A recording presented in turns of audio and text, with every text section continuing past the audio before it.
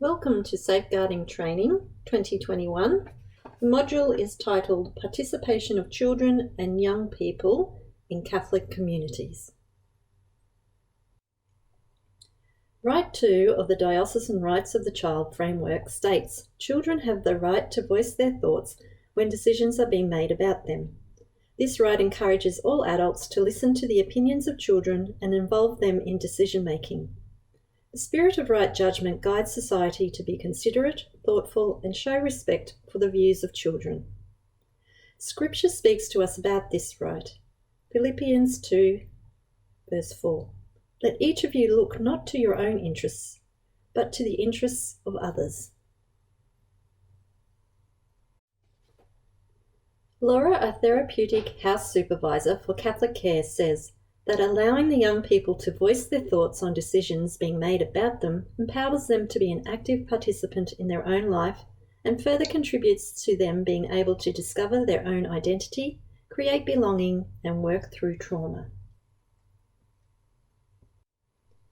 As Laura suggests, children and young people have a right to express their view when decisions are being made that affect their lives. This right is reflected in the Diocesan Rights of the Child framework, right number 4. It states children have the right to find out information and express themselves. Both adults and children in this instance must ensure that no damage is caused to others through the implementation of the right. The spirit of discernment guides society to show good judgment and care when developing and delivering content for children and young people. As Scripture says, teach me good judgment and knowledge. Psalm 119.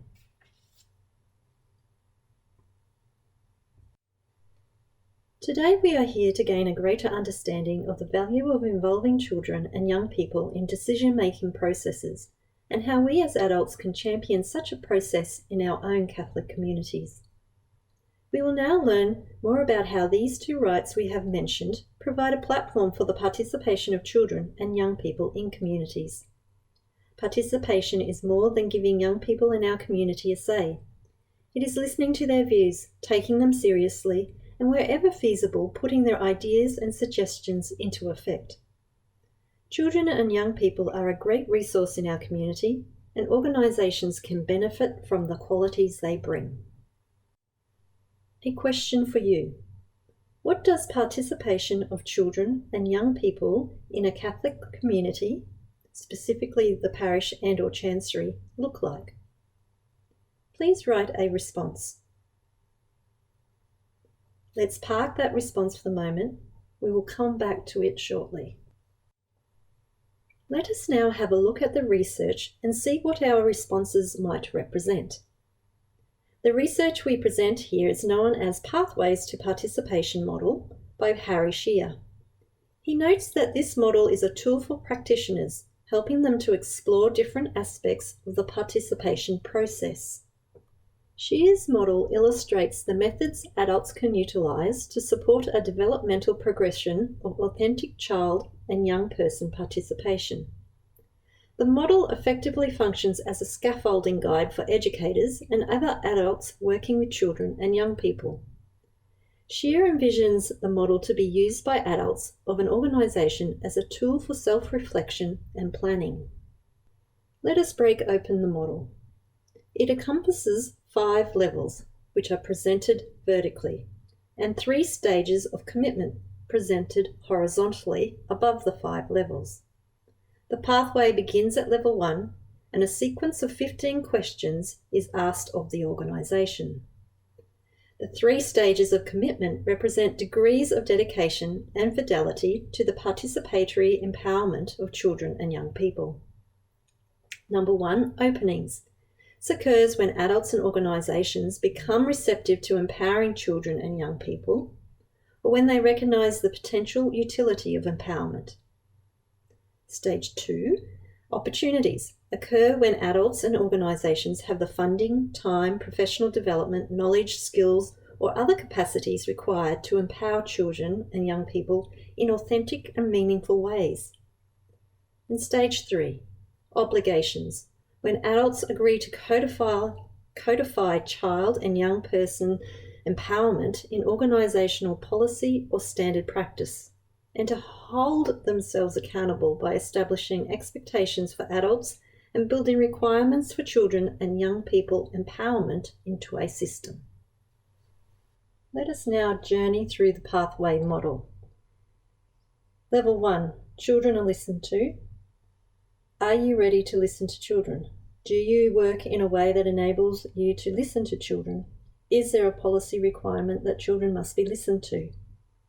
Level 2, children are supported in expressing their views. Are you ready to support children in expressing their views? Do you have a range of ideas and activities to help children express their views? Is there a policy requirement that children must be supported in expressing their views? Level 3, children's views are taken into account. Are you ready to take children's views into account? Does your decision-making process enable you to take children's views into account?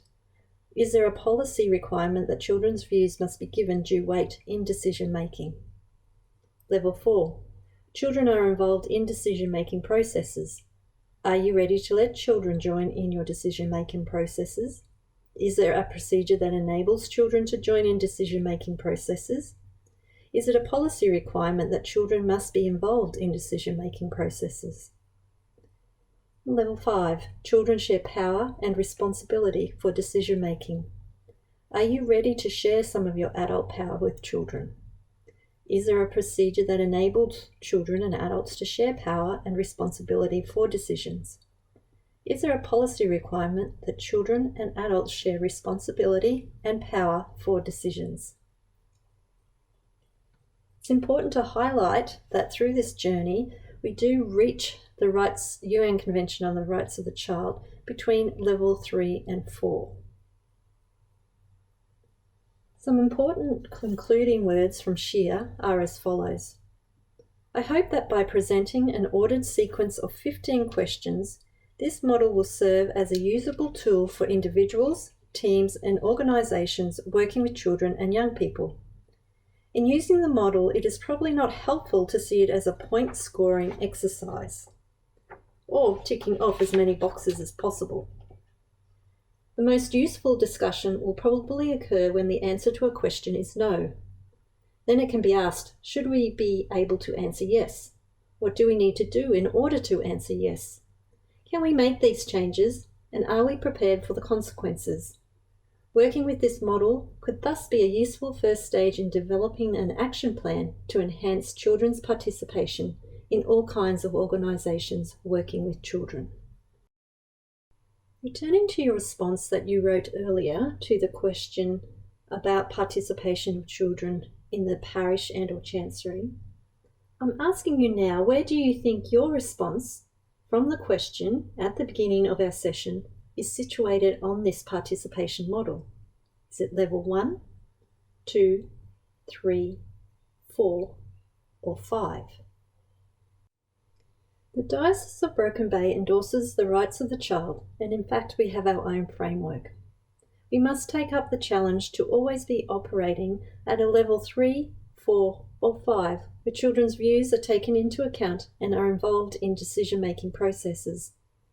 To help us understand how we might achieve this, the Chancery has published a new resource. This resource presents 3 principles that will help to develop and improve a culture of participation for children and young people. This document is a tri-diocesan publication. That is, it has been written by the safeguarding teams of Broken Bay, Parramatta, and Sydney. The 3 principles of participation addressed in this booklet are supporting and engaging, listening, and communicating. A dedicated page for each principle provides the meaning of the principle, what should we do to demonstrate this principle, and what have children and young people said about this principle. An e-booklet is located on the Safeguarding webpage, and a hard copy is available from the Office for Safeguarding. I'd like to present the Children and Young People's Participation in Catholic Communities e-book. It is located on our diocesan webpage, which I have displayed here. The ebook is located here. I'll make it full screen. So a really brief overview. You can see that the actual booklet itself addresses Standard 2, the foreword, where the bishops have made a commitment to the safeguarding of children. Then page 4 introduces the reader to the concept of the 3 principles that we've identified in assisting to raise a culture of participation of children and young people. So page 5 on the right-hand side, the first principle we mentioned is support and engage. You can see here a definition has been provided, what that means. Then what we should do, or should we do as adults, empower, respect and affirm. So 3 action words have been selected, and then provided some examples as to what that might look like. And then we've heard from the children and young people themselves. This format follows the next couple of pages. So the next principle was listen, and the third principle, communicate. As you work through the actual booklet, you can see some Catholic teaching that we've identified that link with the concept of participation. This page here on the right-hand side is actually a perforated page in the hard copy version, so it can be used as a poster. And it simply just identifies the 3 principles and their meanings, their definition. And then to the back, some support services information and the references used in our research of publishing this book. And that concludes the booklet itself. So I'd encourage you now to take time to read it, and if you have any questions, then to forward those on to us. Your task for this module is as follows. Bishop Anthony has asked you to put forward ideas as to how he can engage with children and young people in seeking their views and taking their views into account, and moving towards children being involved in decision-making processes. Please email your ideas to safeguarding@bbcatholic.org.au. To conclude, how would you respond to the question, what should participation of children and young people in a Catholic community, specifically the parish and/or chancery, look like? Our challenge then to all of us, when considering a project, whether in a chancery role or as a volunteer in the parish or even outside both these contexts, how can the children and young people participate? I leave you with these wise words of Pope Francis. Those of us who are no longer young need to find ways of keeping close to the voices and concerns of young people. Drawing together creates the conditions for the Church to become a place of dialogue and witness to life-giving fraternity. We need to make more room for the voices of young people to be heard. Listening makes possible an exchange of gifts in a context of empathy. At the same time, it sets the conditions for a preaching of the gospel that can touch the heart truly, decisively, and fruitfully.